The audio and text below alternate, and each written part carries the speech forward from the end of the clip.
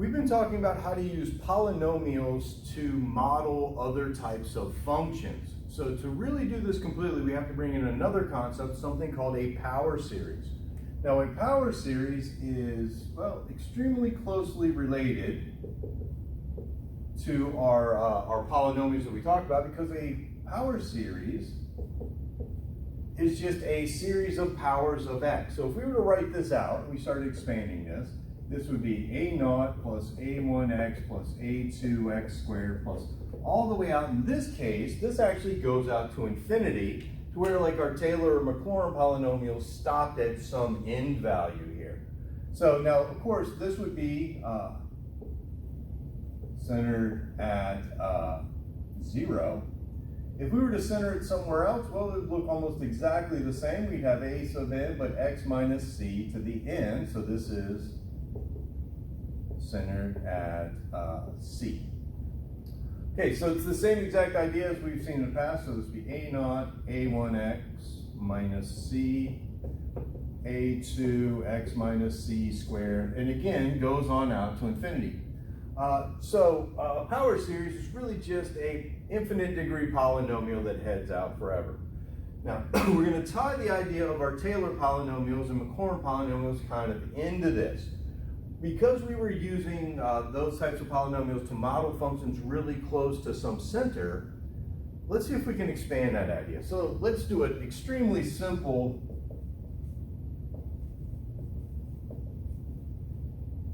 Taylor polynomial. Let's say find P4 for e to the x.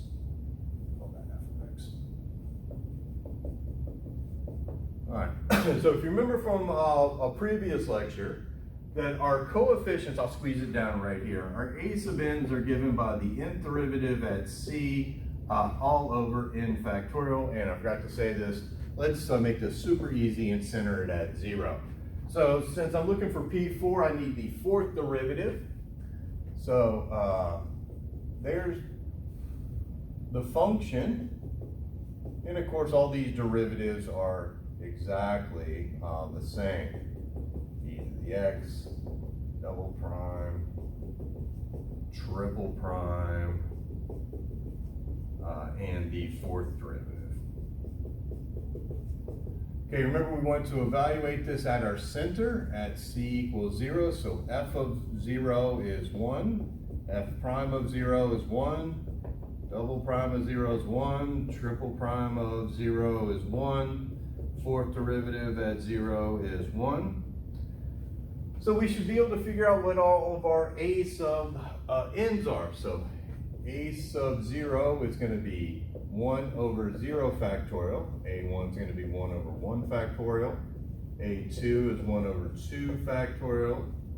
Considering the pattern, 3 factorial, a sub 4 is 1 over 4 factorial. Which means I should be able to put all this together into writing P4. So P4 of x is going to be 1 plus 1, no, right there, x plus 1 over 2 factorial x squared, 3 over 3 factorial x cubed, plus 1 over 4 factorial x to the fourth. Okay, so there we go. A lot of work that we did in a previous lecture, just finding P4. Now notice this will model e to the x as long as we're really close to the center of 0 there.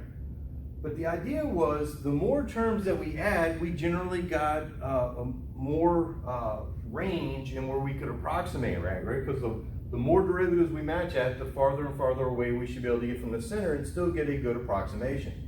So could we do this? Could we then extrapolate and say, well, what if I made an infinite degree polynomial? Shouldn't I be able to find a polynomial that exactly matches the function everywhere? Well, that would be a good reasoning. And we should be able to kind of come up with this because we can establish a pattern of what's happening here, right? This is 1 over 0 factorial. That's 1 over 1 factorial. So what would the formula to give us the nth term be? Well, notice how this is happening. Now I'm going to do this in a different color because everything after that's not P4.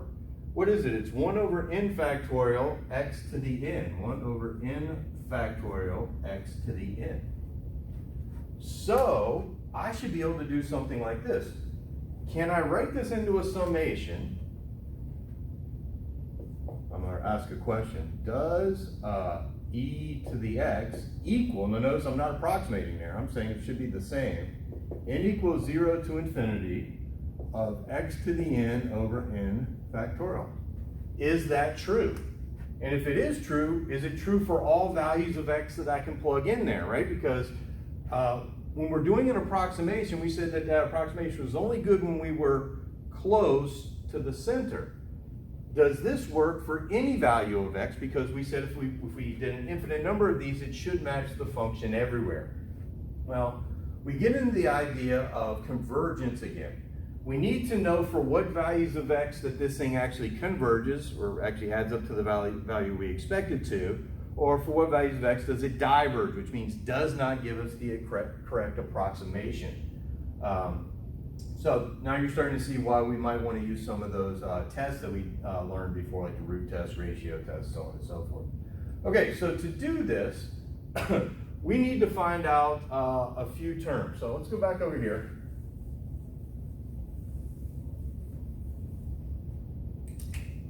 We're going to talk about something called the radius of convergence and interval of convergence. So the radius of convergence is the distance from the center to the farthest point or closest point away that you can use and still get it to converge. And the interval of convergence is the range of values that it actually converges at. Now, how are we going to do this? Well, here's what we're going to do, and I'm going to go ahead and show you the kind of the derivation. I'm going to do it the easy way. I'm going to center it at 0. So let's say we have this power series here. Let's say we have the sum n equals 0 to infinity a sub n x to the n.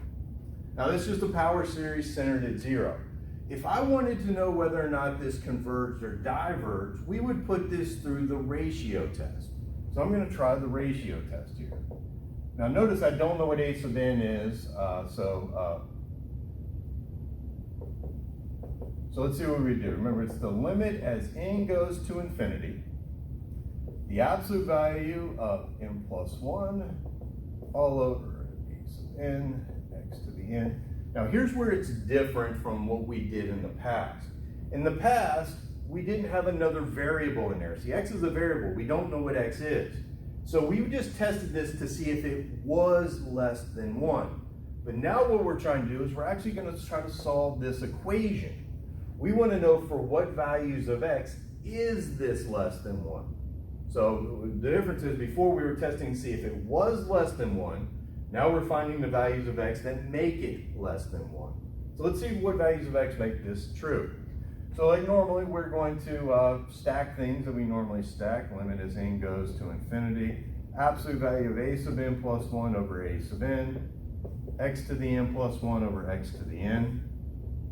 We want to know when that's less than 1. So the limit as n goes to infinity. Absolute value of a sub n plus 1 over a sub n times x. Less than 1. Now when you're taking the absolute value of a product, you can just do the absolute value of each piece. So I get the limit as n goes to infinity, absolute value of a sub n plus 1 over a sub n, absolute value of x less than 1. Okay, now remember what we're trying to do. We're trying to find for which x values this is true. So I'm going to divide both sides by this mass. Remember, when you divide by a fraction, you multiply by the reciprocal. So this actually ends up being limit as n goes to infinity, a sub n over a sub n plus 1. Now this value over, remember, a sub n is going to be some number thing that we can figure out. We're going to be able to figure out what this limit is. This right here is what we call r. By definition, this is our radius of convergence.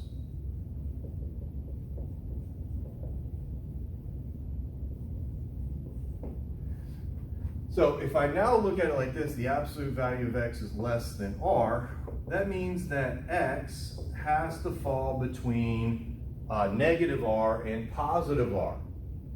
This is called the interval of convergence. Now, there is one thing left off here, and this is where a lot of extra work comes into this type of problem. Once we have our interval of convergence, this says we're guaranteed for any x values that fall between these two numbers, this original power series will converge, or will give us the answers we expect us to. However, it doesn't say anything about the endpoints, the actual values at those spots. So you actually have to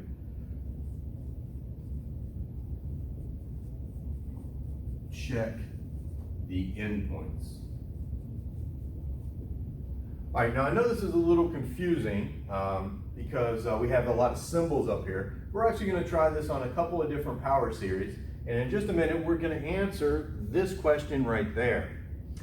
So let's start over. There we go. Need a lot of room here. And well, I'll put that question back up in a second. Okay, so let's say if the directions say find the radius and interval of convergence. Horrible D. Okay, find the radius and interval of convergence. Let's start out with one that's somewhat easy. Let's do the sum n equals 0 to infinity x to the n over n. Now, if you really want to write this in the form of a power series, remember the power series looks like this: n equals 0 to infinity a sub n x minus c to the n. We would have to adjust this just a little bit. You don't necessarily have to do this for what we're going to do, but if you wanted to make it fit the form, the a sub n is everything except for x to the power, and of course that would be x minus 0 to the n, or just n equals 0 to infinity 1 over n x to the n. So this right here is more in the power series form, to where we have our function of n out front and then x is to a power. Since our center is 0, it's just x there. All right, but technically we didn't need to rewrite it that way, but that will put it into our power series form. If the question is find the interval and radius of convergence of this, we're going to put it into our ratio test. So I'm going to do the limit as n goes to infinity. All of this to the n plus, or to the next term, or n plus 1, so x to the n plus 1 over n plus 1 divided by x to the n over n, and we got to solve that for when it is less than 1. Flip and multiply, n goes to infinity. That's x to the n plus 1 over n plus 1 times n over x to the n. We want to know when that's less than 1. Stack like functions together, so I get n over n plus 1 times x to the n plus 1 all over x to the n. Reduce anything you can, and in this case, let's see, n over n plus 1 times x is less than 1. And I get the limit as n goes to infinity, n over n plus 1 times the absolute value of x. Now the only reason I broke that apart, and you really didn't need to here, is now I'm doing the limit as n goes to infinity. This doesn't have any n's in it, so I just kind of pull it over to the side. So as the limit as n goes to infinity, n over n plus 1, well, that's just 1, right? Do L'Hopital's rule if you want to. So what we end up with here is the absolute value of x is less than 1. So our radius of convergence is 1. Radius of convergence is 1. Now to find the interval of convergence, just solve this till you get x in the middle, so I know x falls between -1 and 1. So I'm not going to call that my interval of convergence yet, because I might be able to include one or both of those endpoints in the actual interval. But I do know this now. If I pick any number between -1 and 1 and plug it in here for x, this series will converge. Let's check the endpoints.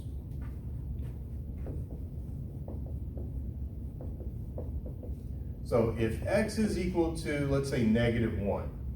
If I plug -1 into x into my original power series, so I get n equals 0 to, everybody look, n can't be 0. I made a mistake. N has to start at 1 here, right? Because we're not allowed to divide by 0. If n is 1, let's see, we're plugging in, so it's going to be -1 to the n over n. Now notice this looks exactly like the original series stuff that we started this chapter with. So you go back and say, okay, how would I determine whether or not this would converge or diverge? Well, the first thing you would try, of course, is the nth term test. This will go to 0. That's an alternating series. So this is an alternating series test. So I'm going to do the alternating series test. My a sub n is equal to 1 over n, so the limit as n goes to infinity of 1 over n is equal to 0. A sub n plus 1, is that less than or equal to a sub n? Well, 1 over n plus 1 less than or equal to 1 over n. Cross multiply, because n is always positive here. Yeah, n is less than n plus 1, so this is true. So this actually converges at -1. So all that work right there gets me just this. Watch, I'm going to go back up here, which means now we can include that -1. Let's check the other endpoint. Let's check x equals +1. Well, our series becomes n equals 1 to infinity, 1 to the n over n, which if we simplify that, that's just 1 over n.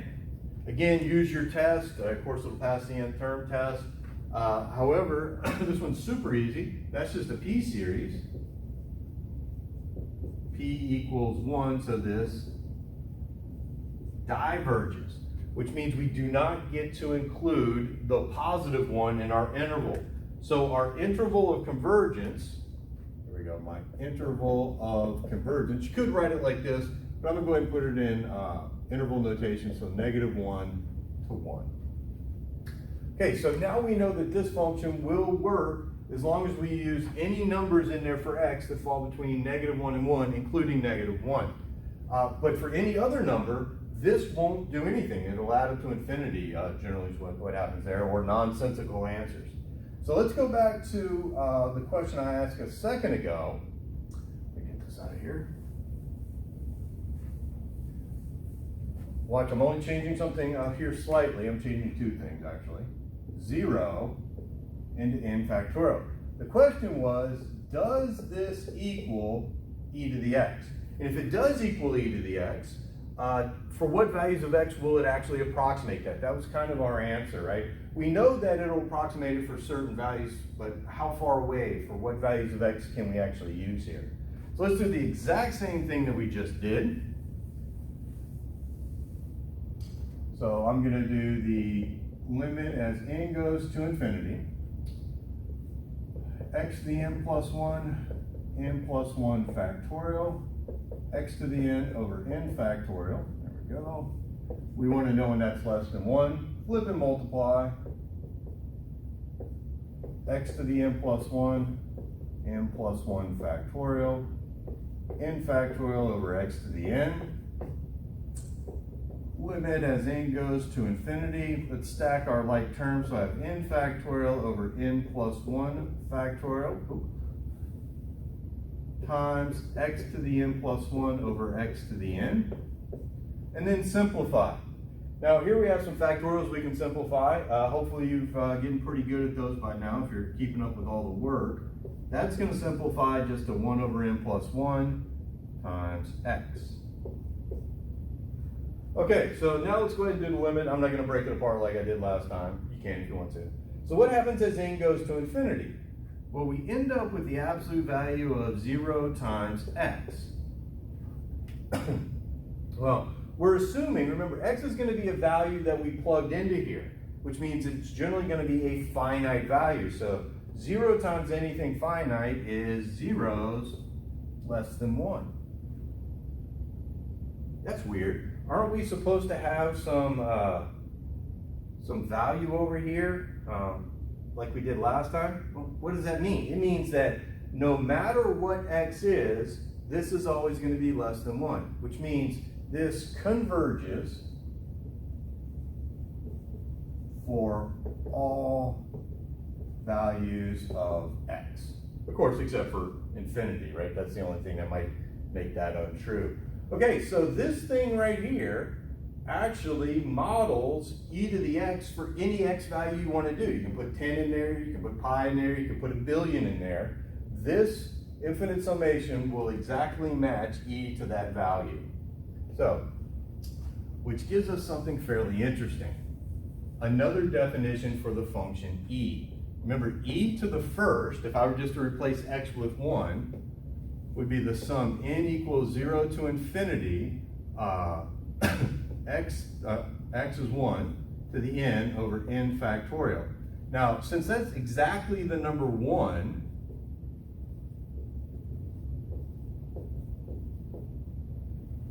we end up with this expression. So we actually have another definition for this weird number e. So e is equal to the sum from 0 to infinity of 1 over n factorial. So if you look at this, this is a 1. 1 over 0 factorial is 1. 1 over 1 factorial is 1. 1/2, 1/6, 1/24, so on and so forth. That will actually add up to the number e. Pretty crazy. All right, let's take a look at one more of these.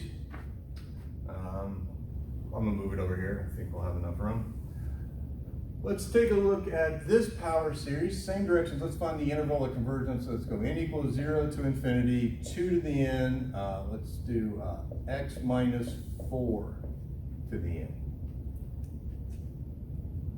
Okay, so in this case, this is a power series centered at 4, so we're centered a little bit differently, but that's not really going to change anything. Let's go ahead and see if we can figure out where this converges at and when it doesn't. So we're going to do our ratio test. Limit as n goes to infinity. 2 to the n plus 1, x minus 4 to the n plus 1, all divided by 2 to the n, x minus 4 to the n. We want to know when that's less than 1. We simplify this, limit as n goes to infinity. What are we going to end up with here? Well, that gives me a 2, x minus 4 less than 1. Okay, well, in this case, we don't have any n's. So the limit there just gives me the absolute value of 2, x minus 4 less than 1. So I want to get this alone, so let's divide both sides by 2, because the absolute value of 2 is just 2. So I get the absolute value of x minus 4 is less than 2. Okay, so our radius of convergence, once you get that piece on the side on its own, our radius of convergence is 2. Ooh, I'm cutting in right here because I just made a mistake. It's not here anymore, but remember down here at the bottom I just said we had the absolute value of x minus 4. We had a 2 out front and I said 2 here. I was supposed to divide both sides by 2, so I was supposed to get x minus 4 is less than a half.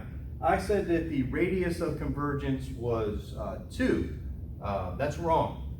Here, our radius of convergence is 1/2. So I'm going to go ahead and pick the problem up from here. So I'm fixing that little mistake that I just wrote right down here. So that means that if we're solving this inequality, that x minus 4 has to fall between positive 1/2 and negative 1/2. If we add 4 to both sides, what 4 is 8/2. So that'll be 7/2 less than x less than 9/2. Okay, so this is our basic interval of convergence. All we have to do now is check these endpoints. Now remember our original summation that I've erased was the sum n equals 0 to infinity, 2 to the n, x minus 4 to the n. So let's check our endpoints. Let's check if x is, what's the first one? 7/2.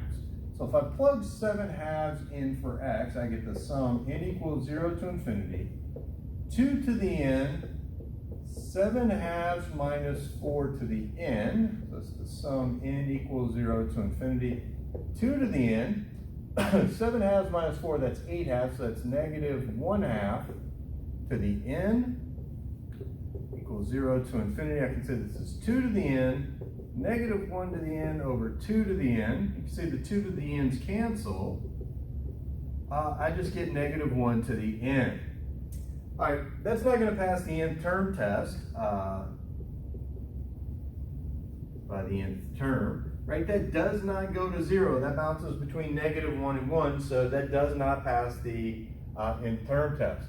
All right, let's try if x was the other endpoint, which was 9/2.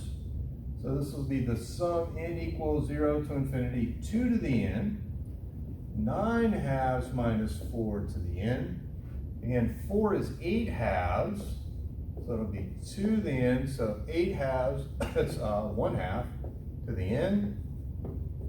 Same thing that we did last time, so 2 to the n, 1 to the n over 2 to the n. The 2 to the n's cancel, and 1 to the n, since it's exactly the number 1, is 1.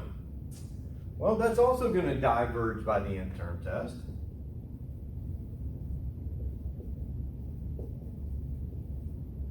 So we do not get to include either one of these endpoints. So our interval of convergence goes from 7/2 to 9/2. That's our interval of convergence. All right, power series are very helpful when we're trying to model more complicated functions with an easier polynomial function. But if we are going to model a function using a power series, we need to know when that power series gives us the correct answers, which means we need to know for what values of x we're allowed to plug in, and that series converge to the correct value. That's why all those previous tests were so important, so that we could tell the idea of what a convergent power series is compared to one that's not. All right, so anytime we use a power series, we need to know when it's useful and when it's not. Doing this test right here to find the radius of convergence and the interval of convergence will help you do that.